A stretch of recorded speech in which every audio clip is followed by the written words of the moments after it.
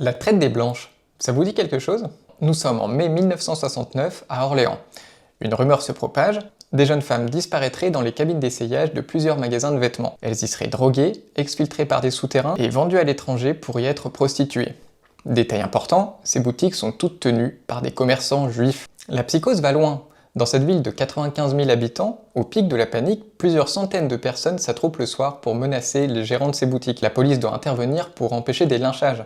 Bon, rapidement, la presse locale et la police font leur enquête. Leur constat est clair, il n'y a eu aucune disparition. Zéro. La rumeur retombe, mais certains continuent à y croire. C'est à cet instant que débarque le sociologue Edgar Morin et son équipe. Ils viennent pas pour faire du fact-checking à proprement parler, mais pour disséquer l'anatomie de l'une des toutes premières fake news modernes. À partir de simples chuchotements entre lycéennes incubés dès le mois d'avril, la rumeur a d'abord infecté les lieux de sociabilité féminines, comme les marchés et les salons de coiffure, puis a franchi la sphère privée pour contaminer le reste de la population, embrasant finalement tout l'espace public dans une épidémie très virale.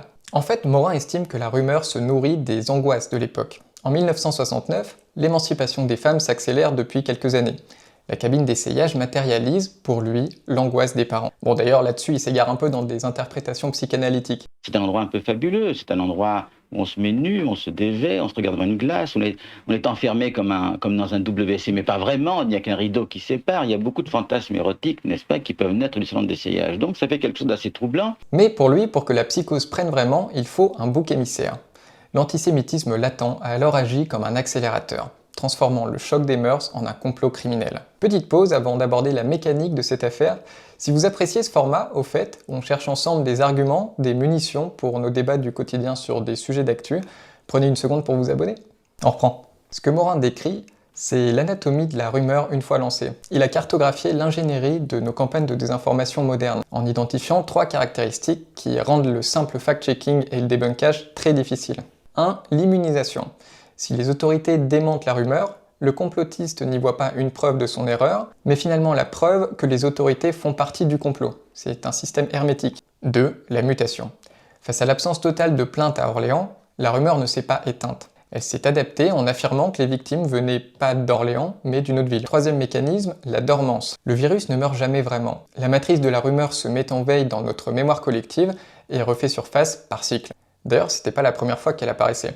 Et la psychose de la cabine d'essayage a aussi frappé Strasbourg en 71, Dijon en 85, avant d'avoir des échos au Québec ou même en Corée. Mais surtout, le complotisme recycle inlassablement cette même mécanique de la peur en changeant de décor et de bouc émissaire. Quand ce ne sont plus les commerçants juifs, on pointe du doigt les maghrébins, pareil, avec une histoire de boutique de prêt-à-porter dans les années 80, ou les asiatiques dans des restaurants, avec des trappes menant à des caves pour séquestrer des jeunes femmes dans les années 90. Et quand le mythe de la cabine d'essayage finit par s'essouffler, la rumeur fusionne avec une autre légende urbaine, celle des camionnettes blanches. On ne parle plus de kidnapper des femmes pour la prostitution, mais des enfants pour le trafic d'organes. C'est une variante de ce scénario qui a visé la communauté Rome en 2019, provoquant des lynchages en banlieue parisienne. Le tout propulsé par des notes vocales sur Snapchat et WhatsApp. Bref, le complotisme ne crée rien, il actualise nos vieilles angoisses. Voilà, cette vidéo, c'était l'occasion de parler un petit peu d'Edgar Morin, qui vient de nous quitter à 104 ans. Son travail s'étend bien au-delà de l'analyse de ce fait divers.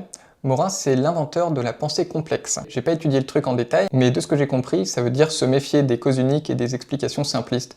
Pour comprendre un événement, faut relier les morceaux. Sociologie, économie, histoire... Bref, refuser le bouc émissaire facile. Moi ça me parle assez, regardez, je trouve aussi que le monde est complexe. Bon après vous me direz si c'est quelque chose de sérieux, la pensée complexe, parce que j'ai un peu peur qu'il intègre la psychanalyse dans son truc. Sinon bien sûr c'est impossible de tout dire et d'explorer toutes les nuances dans ce format court. En tout cas l'une de mes prochaines vidéos, en format plus long, abordera aussi les fake news et la remise en question de nos convictions. J'ai eu la chance de pouvoir interroger Elisabeth Fetty, la créatrice du podcast Méta de Choc. L'interview arrive très rapidement sur la chaîne. En attendant, les sources de cette vidéo sont en description. Portez-vous bien, à bientôt!